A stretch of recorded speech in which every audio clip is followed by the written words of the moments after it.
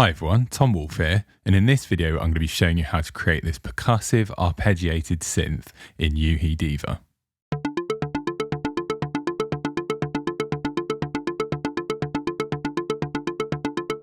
Mod wheel.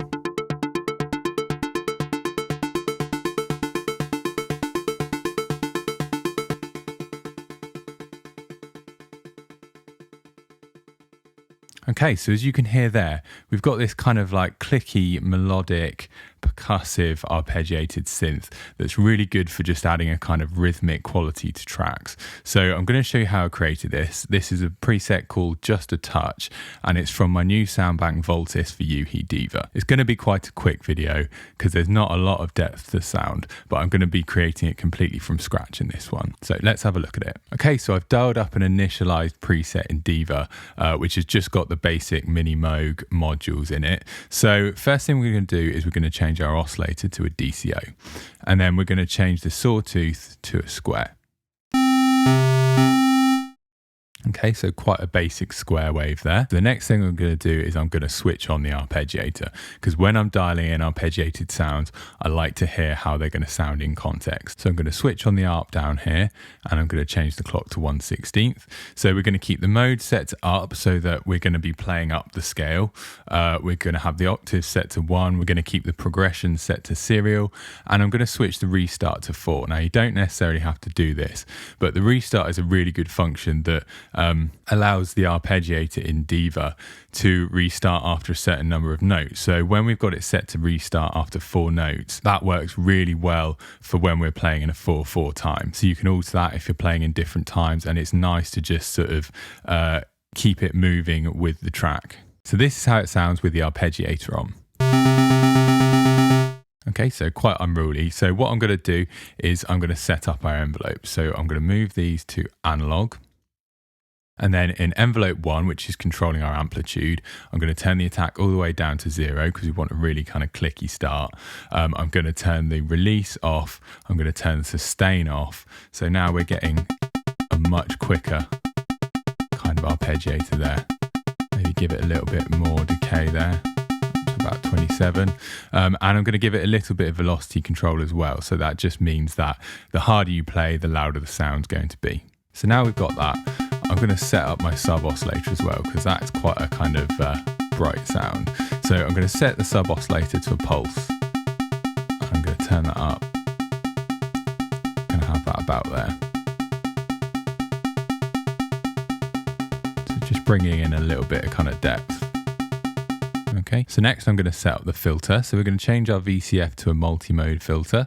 We're going to leave it in low pass 4. I'm going to turn the keyboard follow up a little bit so that the cutoff of the filter actually moves with the keyboard, with the keys that we're pressing. And I'm going to turn this cutoff down. So let's set it to just below halfway. But now we've got an incredibly kind of dull sound. So what we want to do is we want to get that kind of plucky initial attack to it. So we're going to set our envelope 2 control up here. Okay, so I'm going to set it to about there. I'm going to leave velocity and keyboard control on there, and I'm going to turn the sustain down and the release off. We'll just dial in that decay there to get that nice kind of clicky attack. Okay, and then let's switch the resonance up as well. So that kind of thins out the sound, but gives us quite a kind of bright attack. Okay, and then let's add a little bit of feedback to this as well. As you can hear, that just gives a little bit of depth in there. It's not doing too much, but it just helps to give a little bit of weight to the bottom of the sound, and it works particularly well, especially when you're kind of switching the resonance up, because when you turn the resonance up, you lose a lot of the low end of the sound, and the feedback just kind of helps to bring it back in a little bit. So now all we've got left to do is switch on our delay. So if we come over to Effect 1, we're going to go to Delay and switch that on. So now we've got kind of more of a dancing sound there. I'm just going to tweak these delay settings. So I want the left to be on 4. the right to be on 3, and I want that center on 6. Okay, I'm going to turn the wow down a little bit, down to about there, and then I'm going to turn the feedback up quite a way, up to about there. And then let's bring in the center volume a bit more as well. Turn the side volume up just a little bit. So we're getting quite a lot of that delay now. So then we can just kind of change the characteristics of it by filtering it a little bit with a little bit of high pass filter there. And bring the low pass down a little bit as well.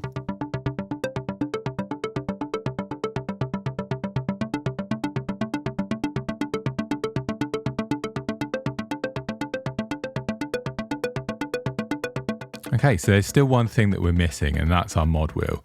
So to set that up is very simple. So on our filter here, we're basically just going to be controlling the cutoff with the mod wheel. So where it says no mod here, we're going to click that. We're going to go up to our mod wheel, and then we're going to turn that up a little bit. Up to about there. So now when we open the mod wheel, you get a slightly less kind of percussive, much kind of brighter sound. So now we can use the mod wheel to sort of sweep in and out with our preset.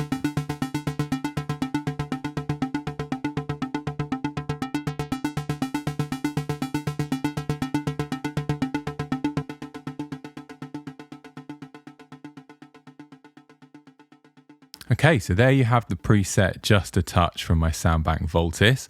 Hopefully you enjoyed creating this one. It's not too complex, but it's a really nice sound, especially if you want to get that kind of vintage rhythmic thing.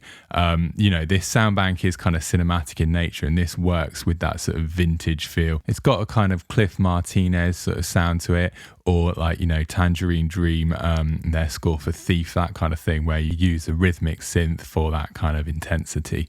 So create the sound yourself and enjoy it, play about with it, experiment with different things, experiment with trying different modules. You know, you could do this with the Cascade filter as well and see how that sounds different, all those kind of things.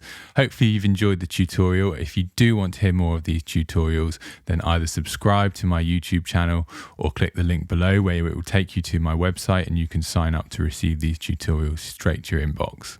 Okay, thank you for watching. Until next time, take care.